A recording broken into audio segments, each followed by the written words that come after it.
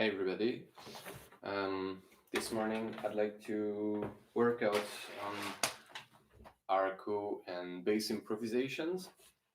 So the the goal of this exercise, the one that I'll be demonstrating and practicing on my own, is just to create some. For start, is to create some improvisation and give them a natural structure by using very simple ideas. So the goal is just to play a few ideas and stick on them and structure your own composition. I call that instant compositions. So let me play a few notes. So I'm just having a starting note in mind. For example, I'll start with E flat here. Um, I'll just play a second note, and then from this relation between those two notes, I'll I'll start an improvisation and start to construct a tune. So let's start this.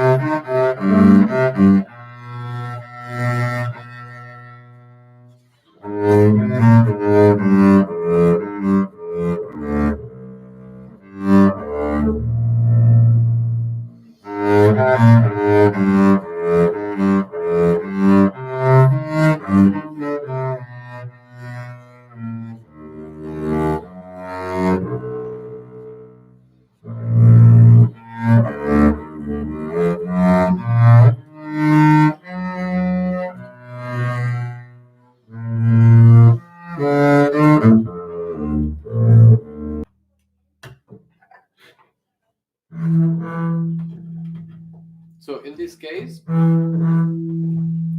what we did is start from a low E flat here, and that was the only starting point I had in mind, and then moving on to the next notes, progressively building a rhythm and progressively building as well harmonic structure and the general structure of my piece. And once I'm well installed in that E flat minor vibe, which I did with some melodic device and adding a fifth degree, then I could move on to another part of the tune by whether modulating or going to in the same tonality but on another chord point.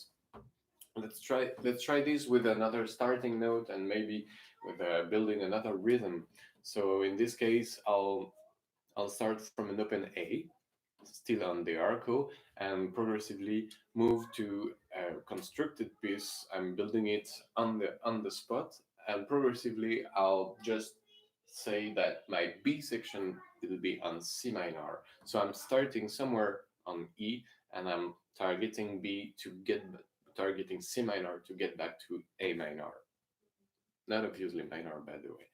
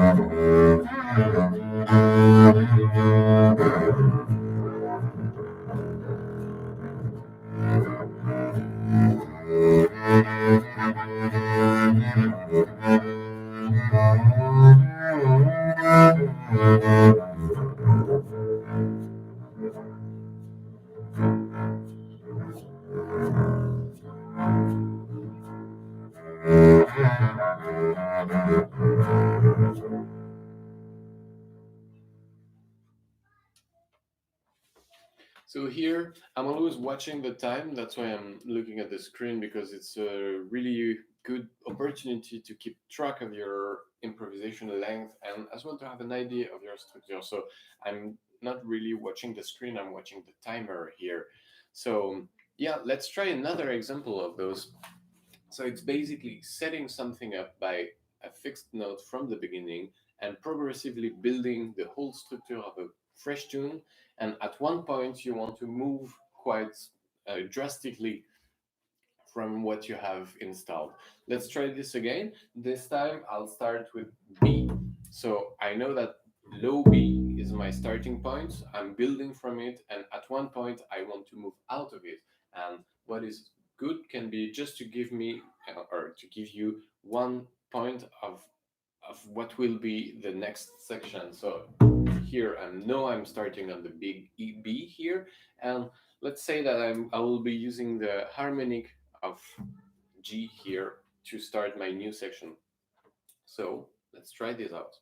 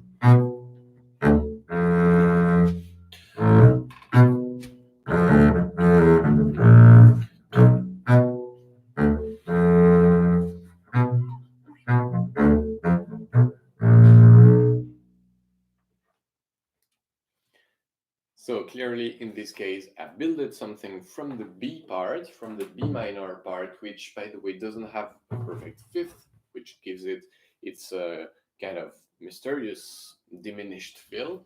And I moved on. I moved on at quite drastically at one point over my G part, so it was just based on that G harmonic. Excuse me, I'm just putting the right size for that screen, and here we go.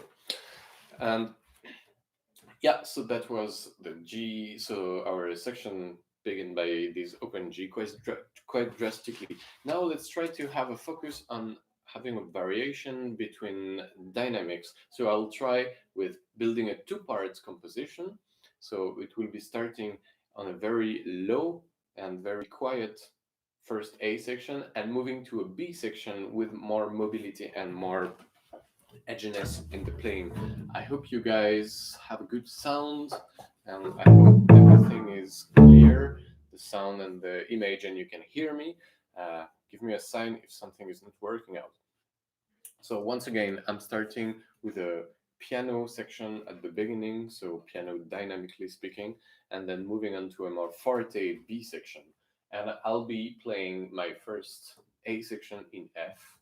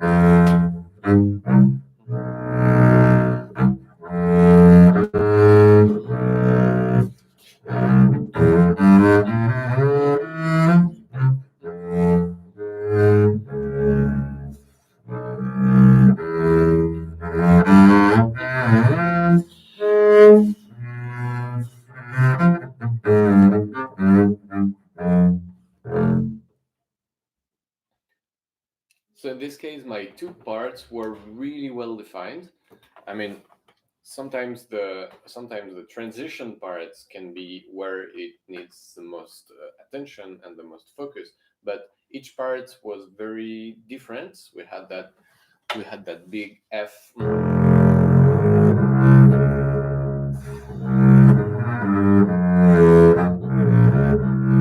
a large arch sound and some wide intervals and wide arpeggios, and then we moved on to that more thick B part where the melody was based on those almost trills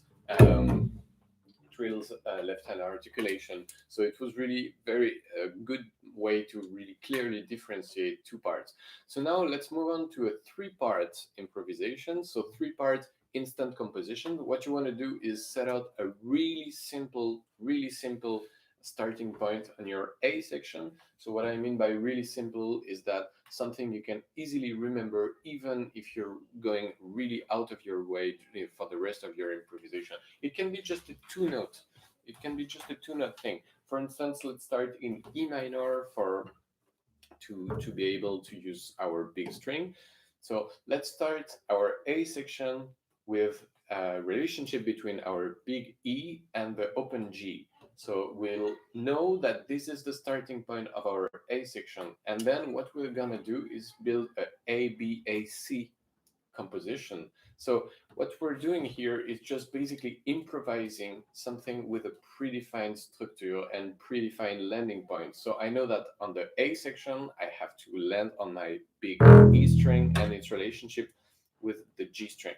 So let's have a clear tempo on it. So this is really your main ID. So you want to develop the A section from that ID, bring a B section by really doing something else, back to the A section and back to C. And of course, to conclude, you want to get back on the A.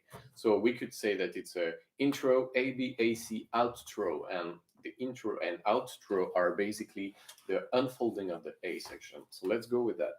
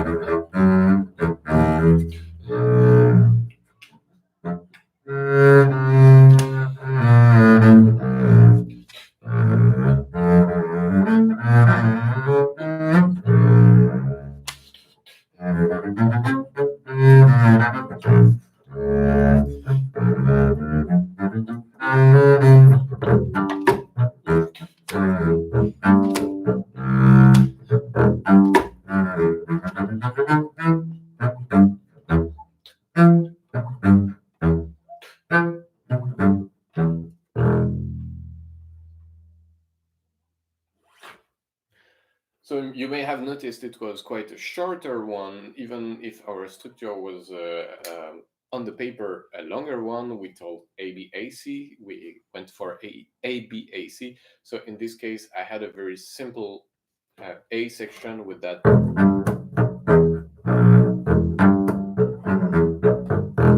kind of arpeggios with a kind of tango jumping feel, and then from that section, of course, at one point I play a high E, and I use that high E as the beginning of the B section by making it becoming the minor third of a new section in C sharp. So I think it was something like this, and of course it was because of that high minor third, it was quite easy to get back to.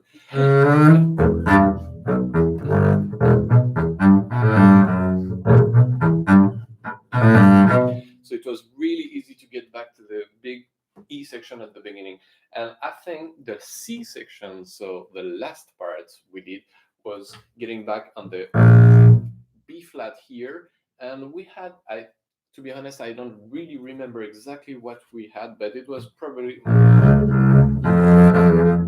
some kind of same kind of arpeggios, but starting in B flat. And then it was a really nice way to and it was a really nice way to change tonality and to finally get back to the E section. And our conclusion was more in the high in that kind of playing. So basically, improvising a structure of a composition, it's the difference between improvising as a solo in the jazz setting and improvising what I call instant composition. So you just pre-plan a few meeting points and it becomes really a nice, you pre-plan a few rendezvous. Don't plan too much and always stick to very simple stuff. Let's try this with thanks for your comment. And thank you for the one who are joining. This morning, it's not really a workshop about bow technique. It's more about building composition on the spot. So let's try this now in C minor. So we're going for C minor, and let's workshop on those A, B, A, C sections. So the beginning of my A section will be in C minor. So let's unfold the C minor color and don't take too much more information in it. Let's just start from the big C. That's our starting point, and we'll see where it goes. And once you have a clear and simple idea, just keep it.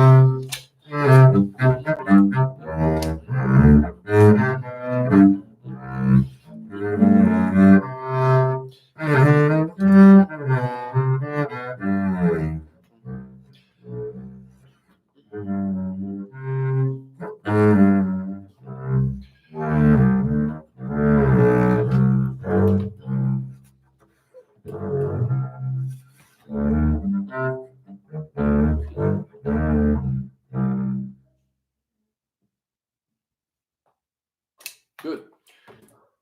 So in this case, I started on that C minor section and we went, so I'm really targeting for very simple harmonic reservoir and very simple start IDs. So it was just about an interval between C and its fifth, moving on to the third up there. And what I did, I think, was modulating for a B section, modulating to a whole step below, which was B flat minor, and then building a new section on this, and then back on C. And the final section, which was the C of our ABAC section, was actually moving on to the third of the minor, of the C minor, and building a minor mode on this third. So, and what I took care about is to change the dynamics and the articulation of my playing. So I think I kind of went to from more quite détaché playing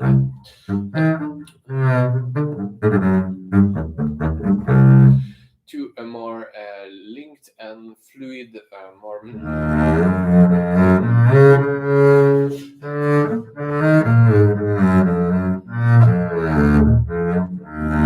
So yeah, basically it's about putting relief, so contrast in your playing, so that every section is easily recognizable from one to the other. And as we're improvising and in inventing the tune on the spot, it's really important to remember that what you want is play very, very simple material, very, very simple ideas, as while you're improvising you'll have to remember them to get back on your feet. So really focus on very strong ideas and very basic stuff, and it will really help you to structurate your improvisation. We can do a little thing in pizzicato as well. It's I mean, there are other challenge, and you don't have as much we don't have as much melodic power on pizzicato, but it's really cool because we have access to more we have access to other colors, and some things are really easier to build on the in pizzicato than in arco. Let's try by let's have a beginning starting on A, using the harmonic of open G. Once again, I'm practicing on ABAC sections here. So I'm really installing an A section, moving on to B, then back to A, and going to C, and finally probably outro on the first A section, which is an A in this case.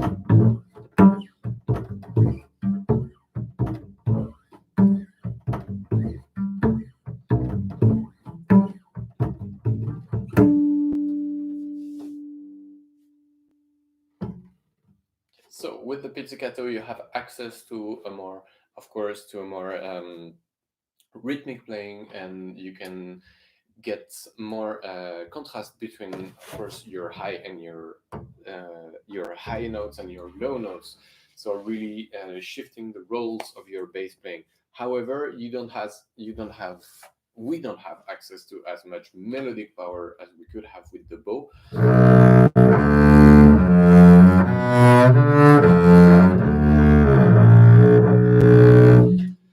The bow really helps building some very strong melodic voice, but with the but the pizzicato playing is really easier to build something outside of the classical world. One of the challenge we have as bass players is, of course, to switch from one to the other. Maybe we could talk about that right now. So the previous first half of that workshop was about constructing compositions on the spot, so what I call instant composition. You could call that improvisations, but they are really not solos. They are really more instant structuration of your ideas. Let's maybe relate that to the solos we're doing. For example, let's try to take the example of a minor blues, and let's try to structurate our minor blues with very simple ideas. So don't remember, the most important thing is to have a very simple and efficient starting point. You want to have a very simple idea right from the beginning and build very slowly from it. Always think about your starting point, because it will generally be what you're targeting to finish, whether you're solo or your composition while you're improvising. So let's do that over a C minor blues, and let's go to a swing feel. So I'm just playing a little bit of C minor, and after one form I will start my solo really clearly to help set up my ideas. 1, 2, 3.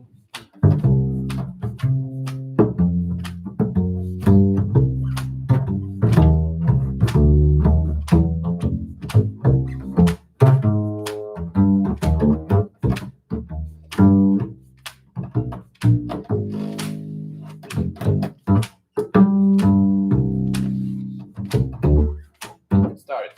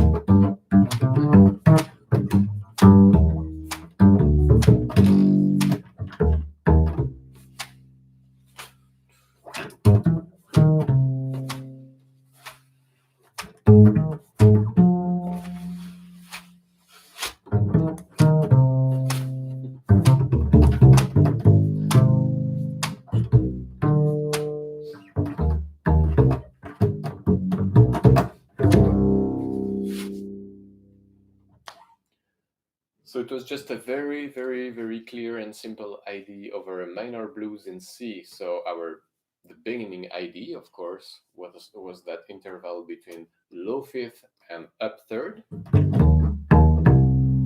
I might have changed the rhythm and the articulation during the course of that solo, but it really gave me a basic starting ID to develop the solo and to move on to the other chord change. Of course, not playing exactly the same thing, but adapting that ID, the architectural element of it, to the other chords. So I don't exactly remember what was played, but on the C minor, first chord, and then or and then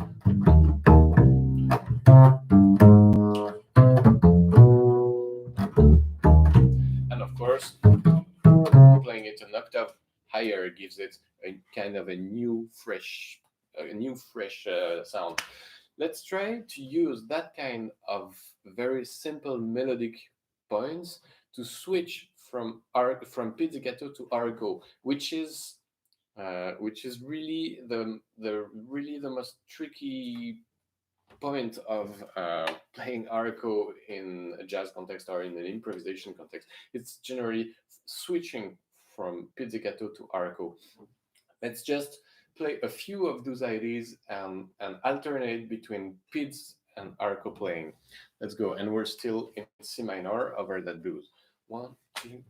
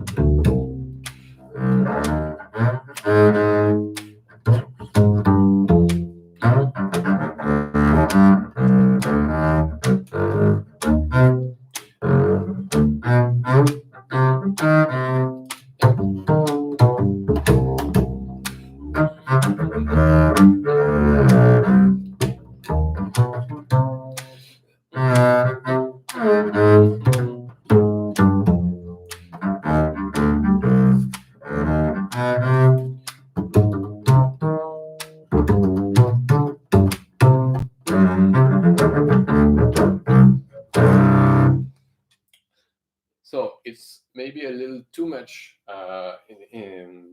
to too much switch, and we would probably need a little bit more time, especially with the arco, to install a nice feel and a nice sound. But it's a very good exercise to switch one phrase PIDs to one phrase arco, not excessively imitating it, but just trying to adapt it. Let's just try to do one form of PIDs and then one form of arco using the same basic ID as starting point. Let's change tonality just to have another feeling. And don't underestimate that your bow needs.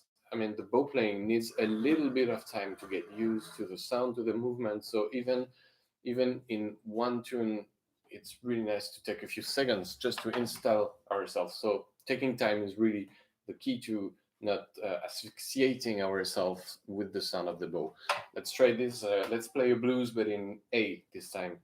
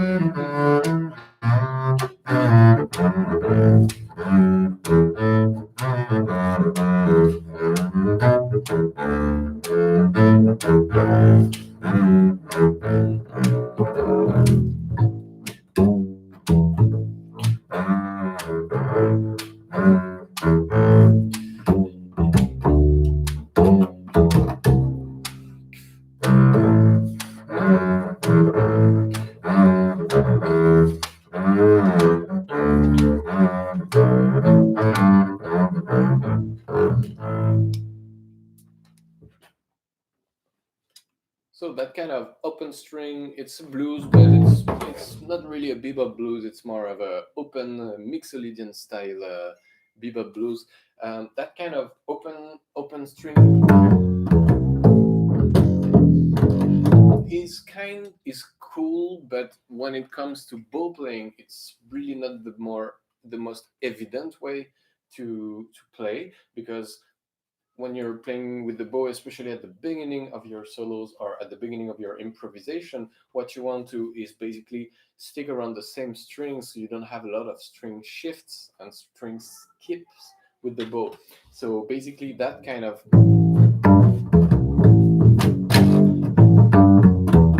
I got three chords on my riff, three strings on my riff. So basically it would be easier to adapt it and to use less strings. So in this case, I think I went to from just want to,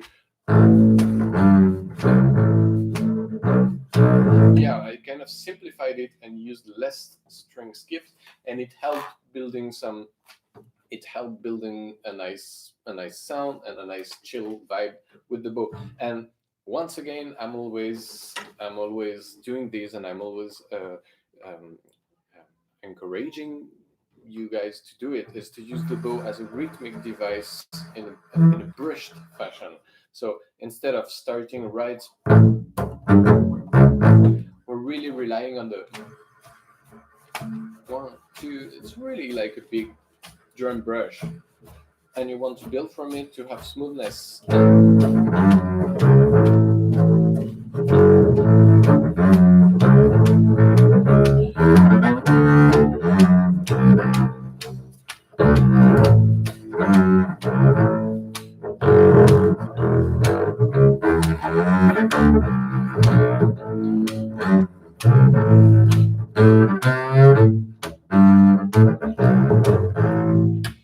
Yep, that's yeah, I like that sound, and I think that using that I already talked a lot about it in a previous workshop. It's really building some rhythmic and sound comforts back with the bow by just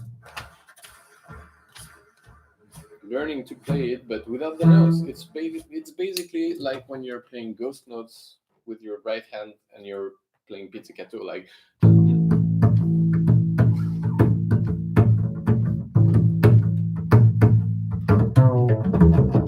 It's just basically building a little rhythmic grid, but smoother, of course, because it's brushed. Exactly the same thing as this, but it's already mimicking the movement you'll make to play the notes.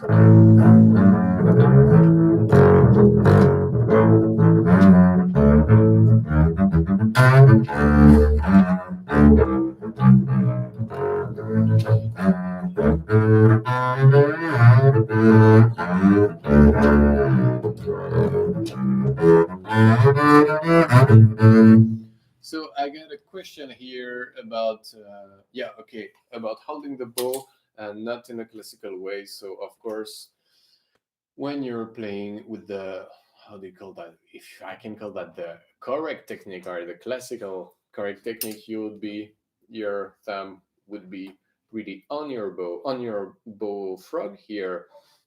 So of course I'm playing a lot, yeah, in this region generally. This is for a very simple reason, is that of course the point of equilibrium of the arco is really around here.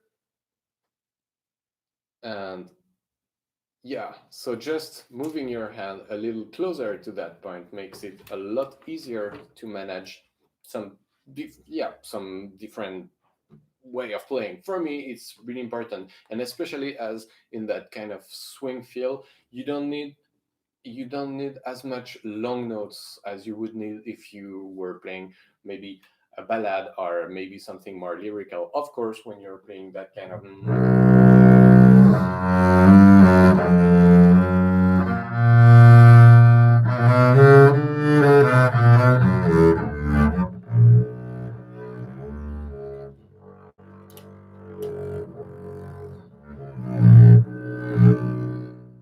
when you're playing that kind of long notes and with some lyrical sound and a lot of vibrato, you want to make use of the whole length of the arco. But when you're playing some more bouncing jazz or bouncing swing feel A,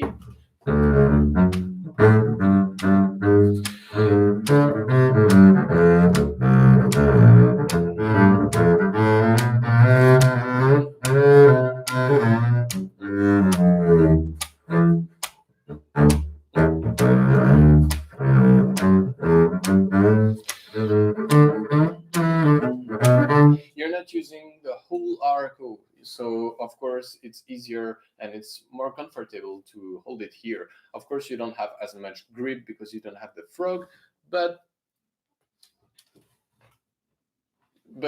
of course you're moving a little farther, so you have more mobility for it, and especially for all what I talked about, which is a more brushed style rhythmic haricot playing, it's a lot easier because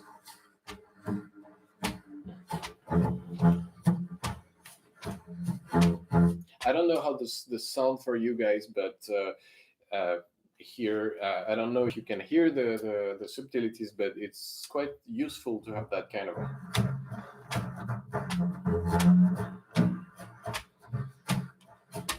Last workshop was all about that, and it's very useful because it kind of trains you to go into the jazz playing right after that. So 1, 2,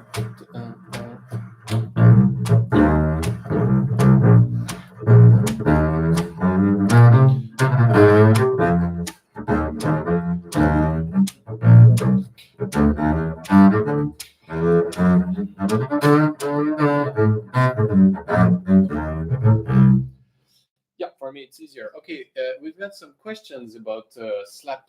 I guess those questions are about slapping with the bow, not slapping with the, of course, the real slap thing. Okay, slapping with the bow. Of course, if you play French, because with German bow, it's a very different movement. It can work, but it needs a little bit more crafting. With the French bow, yeah, absolutely. The fact that to hold it a little further, but not too much. We're not like holding it from the middle, but just having it here, yes, gives more control to the movement of the bow. So basically, I'm hitting the string not with the hair, I'm hitting the string with the stick, and it's not really, and what's making the sound is not the stick itself. What's making the sound is the string that's clicking on the fingerboard. So basically, you don't want to hurt, you don't want to slap on the fingerboard. This you'll probably finish by destroying your bass. But having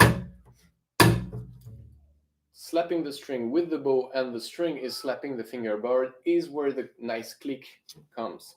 So my advice to work on it is to use the up. So the movement, the up movement. I don't know if you guys can see it. Maybe I can move a little bit down the camera. So yeah, you guys can have a little bit more. Yeah. So my advice to work on that is to imagine that, of course, your high sound, your treble sound is the what I call the afterbeat, the 2 and 4, and your low sound, you don't really have a low sound here, but you have a smoother sound, which is just the hair bouncing back up.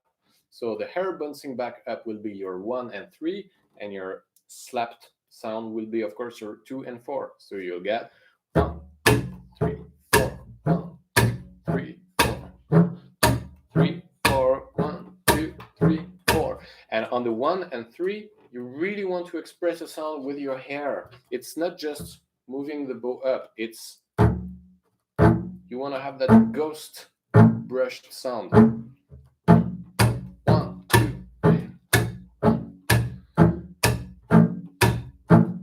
So using that bow, that ghost, what I call the brushed ghost, is the link between the brush sound that we talked about earlier and the more massive, aggressive slap sound. It's really important to relate the two because they are really only the same thing but linked together. So,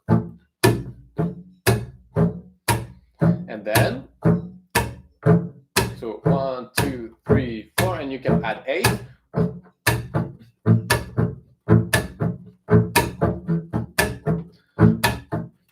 And 16.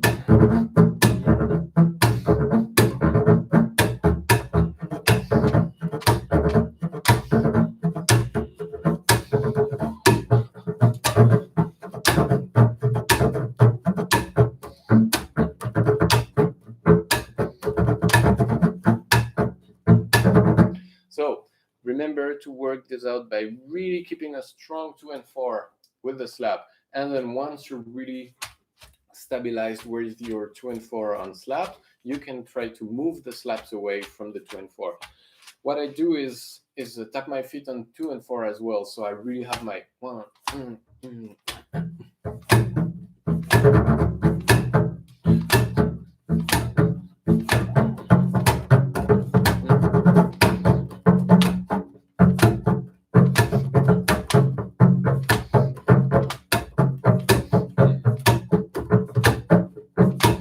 and of course, the next part will be to add notes. Well, so just pick up any bass note. While my advice is to use bass notes that are related to open strings, so you have access to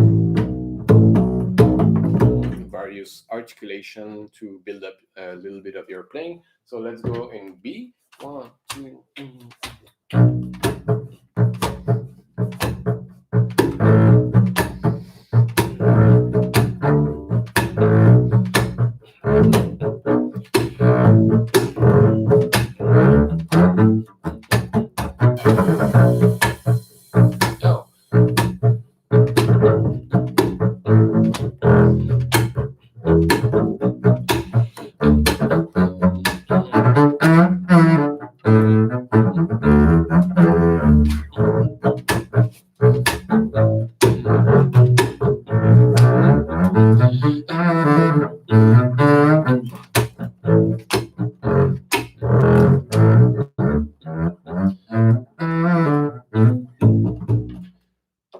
yeah, I hope it's clear. We even had a little cymbal hit there. Yeah, I hope it's clear. Be careful with your bow, guys. It's quite fragile, and don't forget that it's not just about the slap thing on the 2 and 4. Really important to relate that slap on 2 and 4 to the more general rhythmic playing, what I call ghost bow playing or brushed bow playing. So let's experiment with something maybe on the jazz standard, or yeah, let's stick to a blues, and let's go to a B flat blues. So the thing here, I'll do a form of B flat in pizzicato, and then take my time and use some kind of that kind of brush playing to build up my solo in with the bow. 1, 2.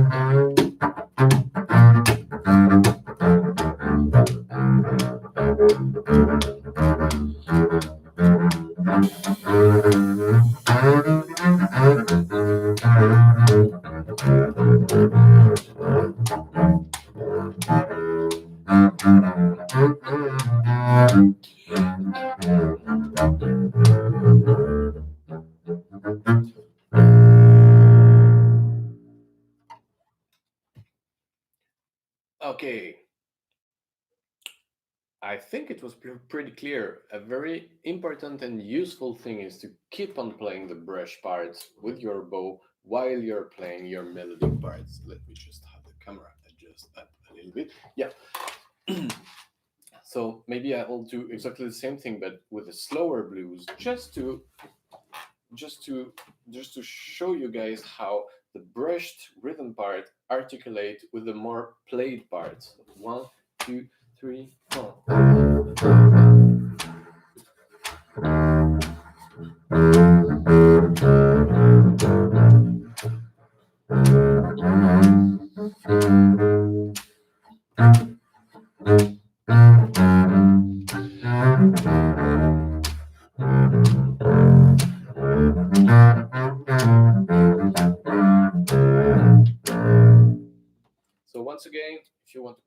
that, go very slow and start with very simple ideas. I mean, you can even do really simpler stuff. Don't go too slow, because if you're going too slow, you're really moving to another kind of rhythmic feel. So just stick to medium feels, but with very simple ideas. Once again, alternating between brushing rhythm and playing notes.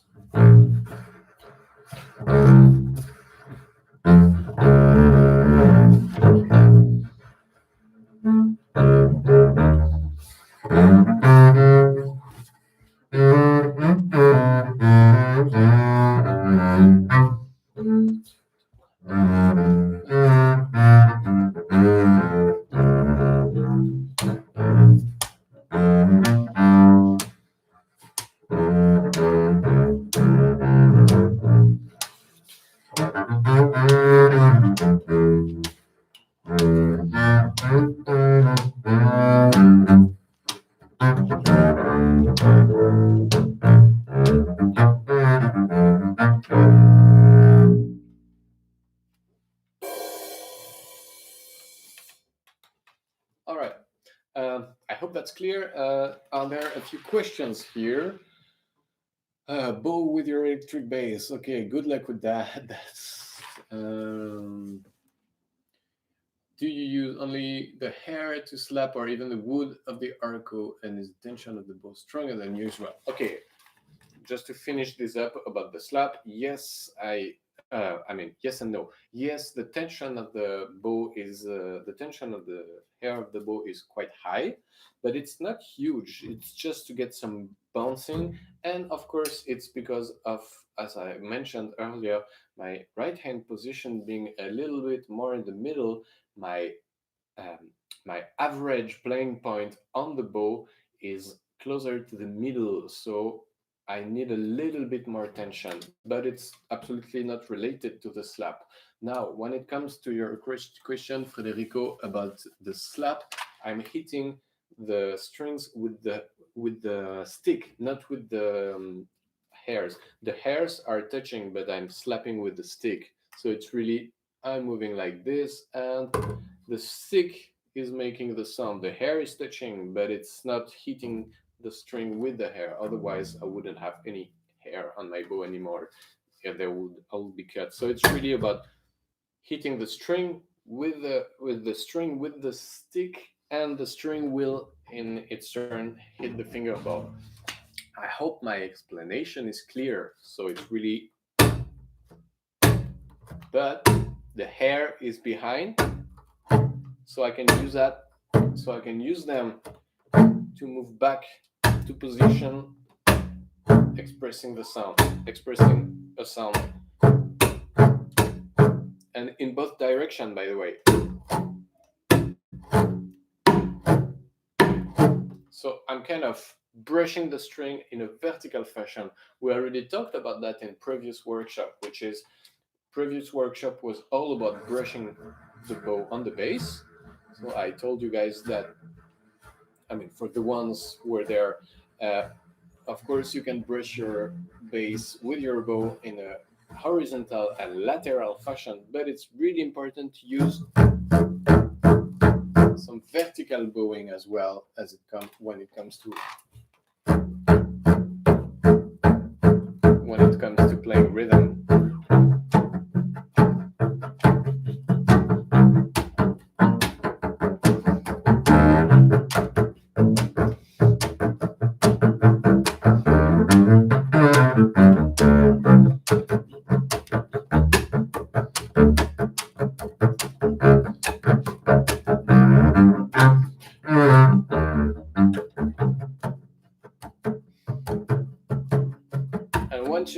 Once you've comfortable with that kind of jumpy feel, you can add the slap, and that's really when it's becoming really cool.